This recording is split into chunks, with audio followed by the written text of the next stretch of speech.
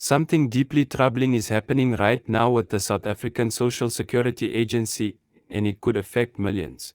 If you rely on your monthly SASSA grant, whether it's the older person's grant, disability grant, or even the R370 SRD, this is something you cannot afford to ignore. Recent proposals and administrative rule changes have surfaced in Parliament that could lead to blocked or delayed payments for thousands, possibly millions, of beneficiaries. And yes, that includes seniors who have been depending on these grants for years.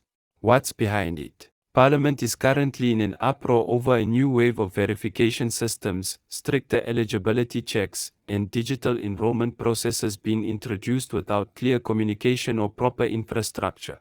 That means if your documents are not updated, or if your information doesn't match the new system 100%, your grant could be stopped. Imagine waking up next month and finding no money in your account, not because of fraud or wrongdoing, but because of a bureaucratic mess. Even worse, community support centers and SASSA officers are overwhelmed, undertrained, and often not giving seniors the correct advice. Many elders are being told to wait for an SMS or to reapply online, even when their applications are in good standing. This video breaks down everything you need to know, what Parliament is saying, which new rules are likely to be enforced, how to check if you're at risk of losing your grant, and most importantly, what you can do right now to protect your monthly income. If you've ever wondered, why didn't I hear about this sooner? This is that warning. Stay with us, because the next few minutes could make the difference between a cancelled payment and a secured future. Let's dive straight into the heart of the matter, and break down everything that's unfolding without bullet points, without jumping around, just one steady, conversational journey through what's really happening with the SASSA grant situation, and what it means for you, your family, and your community. As many of you know, the SASSA grants have long been a vital lifeline for seniors, people with disabilities, and those who rely on the social relief of distress.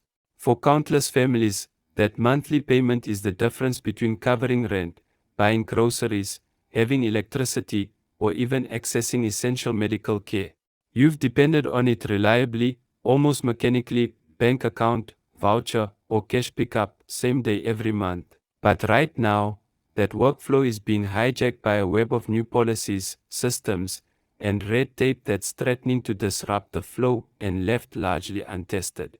Picture this: Parliament back in session, heated debates spilling onto live TV, MPs arguing over bureaucratic oversight and technical systems that aren't working yet. But outside those ornate buildings, in townships, villages, even suburban areas, real people are waking up to little to no communication from SASSA. For you, the communication has always mattered, maybe more than ever now.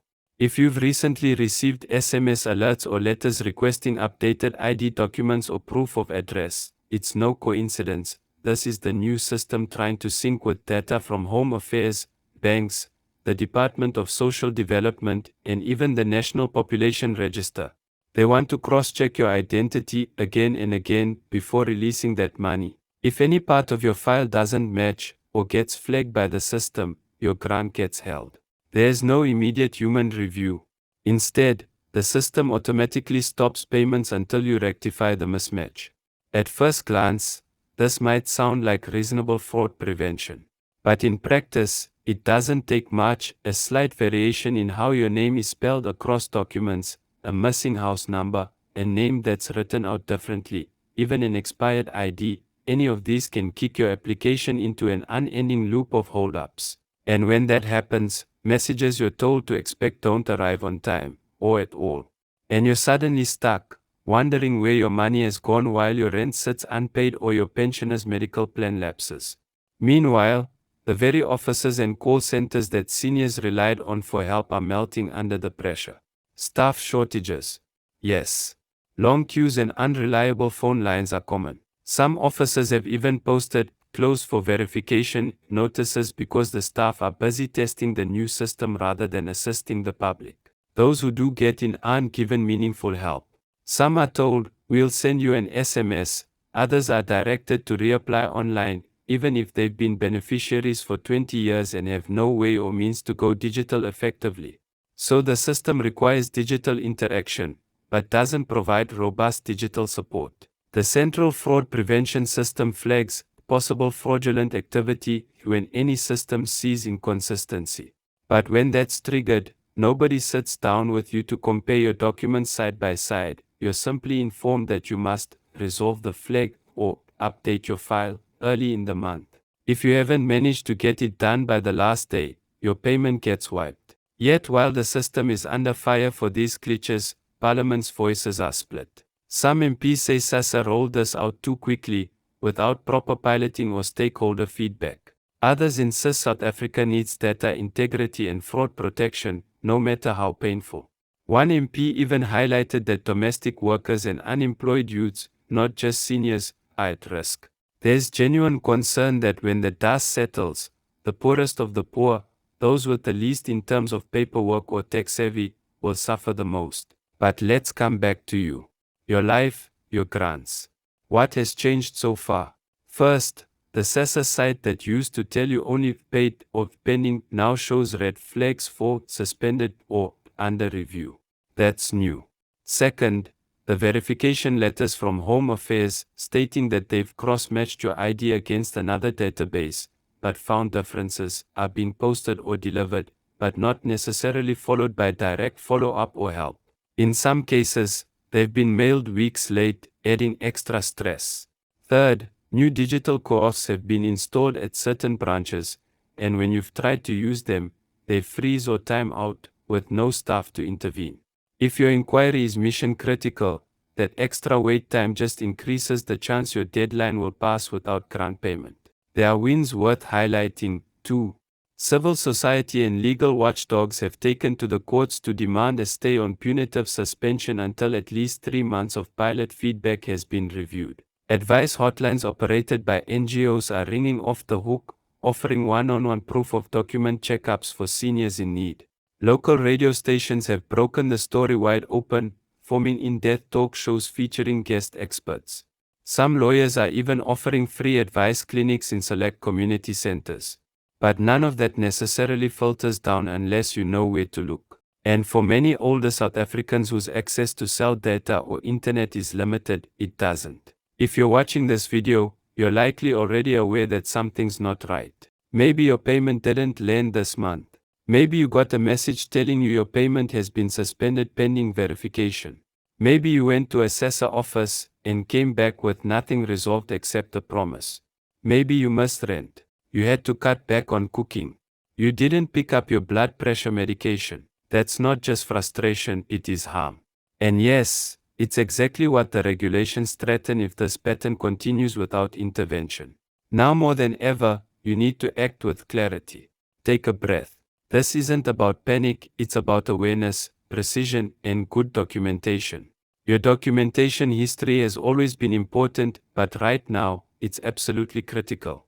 And for those of you who can, reach out to family members, your church network, local NGOs, even your Member of Parliament's office. Ask for referral letters, for case numbers, for escalation points if your grant stops.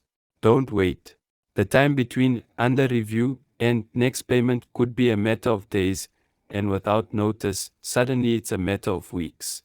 Remember the weekends when banks used to disburse grants on the last school day of the month? That's changing. Now, the dispersion schedule is variable. The new rule says if verification isn't done by 4 business days before payment date, your name gets omitted and you are automatically moved to require digital verification. Those 4 days are your deadline. If it's a Friday and payments land Monday, you'd better wrap everything up by the Tuesday or Wednesday before. If you don't, that payment is effectively lost and no one will follow up proactively. So, step 1 is verify. If you got a letter or SMS, even generic, ask for the details. What exactly is wrong? Is it name mismatch? Address mismatch? ID expired? A difference in the National Population Registry? Whatever it is, ask them to write it down for you, or record the call reference number if you're on the line. If it's a system glitch, but flagged, get evidence. Take a photo of your ID, utility bill, any documentation with the same. You have to have backup when you go to SASSA or Home Affairs or any help desk. Next, don't be shy to get help. If you have a family member, a church group, a neighbor who is digitally literate. Ask them to assist with taking photos, uploading documents, filling forms. If you genuinely have no digital access, write that clearly on your verification form. There's a clause that exempts no internet access beneficiaries, but only if you request it. And by the way, keep hold of printed copies of any forms or screenshots. If your request is logged, ask for a case number and/or reference ID, even if it's verbal, write it down. Now, let's talk about timing. I've already mentioned the 4 business day cutoff, but you have to add buffer. That means, ideally, you initiate your update or upload at least 8 days before the expected payment date. That gives you 2 extra business days for delays, tech errors, or travel times.